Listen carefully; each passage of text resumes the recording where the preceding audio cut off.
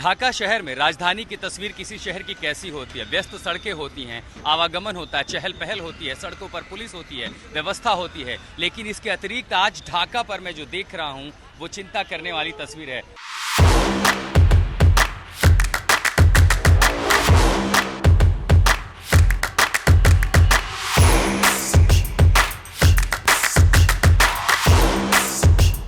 रंगला पंजाब च बनाउणा ਉਹਦੇ ਵਾਸਤੇ ਸਿਹਤਮੰਦ ਪੰਜਾਬ ਪਹਿਲਾਂ ਚਾਹੀਦਾ ਹੈ। 96 ਤੋਂ 97% ਲੋਕ ਜਿਹੜੇ ਨੇ ਉਹ ਮੁਹੱਲਾ ਕਲੀਨਿਕਾਂ ਚੋਂ ਠੀਕ ਹੋ ਕੇ ਘਰੇ ਵਾਪਸ ਚਲੇ ਜਾਂਦੇ ਨੇ। ਸਰਕਾਰੀ ਹਸਪਤਾਲਾਂ ਤੇ ਬਰਡਨ ਬਹੁਤ ਘਟ ਗਿਆ।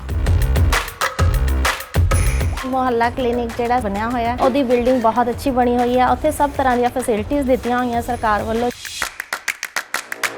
2 ਹਫ਼ਤੇ ਤੋਂ ਖੰਘ ਨੇ ਬਹੁਤ ਪਰੇਸ਼ਾਨ ਕਰਿਆ ਹੈ ਤੇ ਜੀ ਮੈਂ ਪਹਿਲਾਂ ਬਾਹਰ ਪ੍ਰਾਈਵੇਟ ਦਵਾਈ ਲੈਂਦਾ ਰਿਹਾ, ਫਿਰ ਇੱਥੇ ਆ ਕੇ ਲੱਤੀ ਜੀ ਟੈਸਟ ਫ੍ਰੀ ਹੋਇਆ, ਇੱਥੋਂ ਮੈਂ ਠੀਕ ਹੋ ਗਿਆ। ਹੁਣ ਮੈਂ ਠੀਕ ਹਾਂ ਬਿਲਕੁਲ। शानदार मुहल्ला क्लिनिक है, सफाई है और डॉक्टर उन्होंने जी दवाई लिखनी है वो कंप्यूटर च ऐड कर देंगे ने। जिथे दवाई लैनी है उत्थे तक कंप्यूटर पहुँच जाती है। टोटल पेपरलैस है।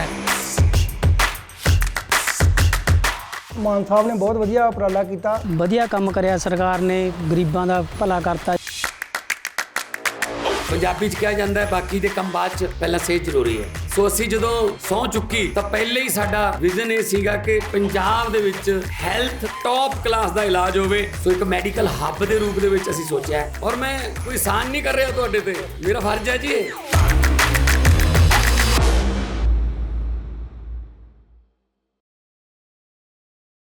ठीक एयरपोर्ट के बाहर ये आम दिनों की तस्वीर नहीं है, जहां आप इस समय बांग्लादेश की सेना को देख रहे हैं और सेना के साथ ये जो सफ़ेद गाड़ियां हैं ये दरअसल आर्मर्ड व्हीकल हैं, बख्तरबंद गाड़ियां हैं जिन्हें यहां लगा दिया गया है। खासकर जब प्रदर्शन शुरू हुआ ये देखते हुए कि कहीं हालात फिर से तनावग्रस्त ना हो। और इसी से आप अंदाज़ा लगा सकते हैं कि ढाका की सड़कों पर पुलिस नदारद है। दरअसल जी हाँ, पुलिस छोड़ करके चली गई है।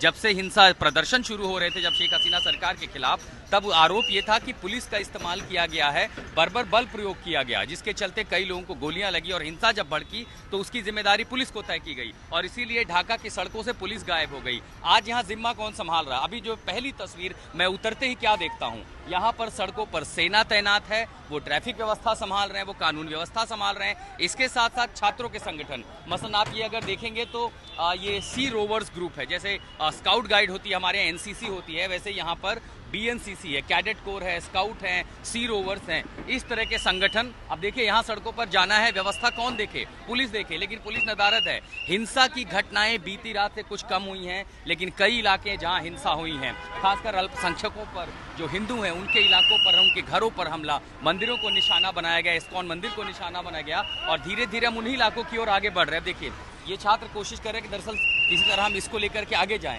यहाँ पर जब प्रदर्शन शुरू हुआ, ये वो इलाका था जब तमाम लोगों का जो हुजूम था, हज़ारों लोगों का उस दिन, वो यहाँ तक पहुँचा और उन्हें रोकने के लिए ये कटीले तार लगाए गए। मैं चाहूँगा, देखिए कैमरा लेकर के आगे आता हूँ, यहाँ पर कटीले तारों का पूरा जमावड़ा रखा गया और इससे लोगों को रोकने की कोशिश ही गई। लेकिन अब जब हालात सुधरे हैं तो आपको ये लड़के, अब आप समझिए स्कूल बंद हैं, कॉलेज बंद हैं, बांग्लादेश का भविष्य हाथों में डंडा लेकर के यहाँ पर सड़कों पर खड़ा है। उसे भी ये चिंता है कि अगर व्यवस्था नहीं ठीक होती है तो पूरी दुनिया देख रही है कि होगा क्या। लेकिन सबसे ज़्यादा सवाल उन हिंसा की घटनाओं पर हुआ कि अगर ये लड़ाई सरकार के खिलाफ थी तो अल्पसंख्यकों को निशाना क्यों बनाया गया, निर्दोष लोगों को निशाना क्यों बनाया गया। बरसात हो ले गया, आपको दूसरे हिस्से में लिए चलता हूँ।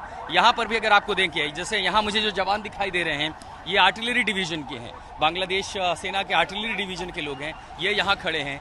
दूसरी तरफ भी आप जो देखेंगे वो आर्म्ड पुलिस फोर्स के लोग हैं। सड़कों पर सिर्फ और सिर्फ सेना दिखाई देती है। स्थिति मुझे याद दिलाती है 2 साल पहले यही अगस्त का महीना, जब श्रीलंका में इसी तरह एक सरकार के खिलाफ विद्रोह शुरू हुआ था, लेकिन वहाँ स्थिति ऐसी नहीं थी कि अल्पसंख्यकों को निशाना बनाया जाए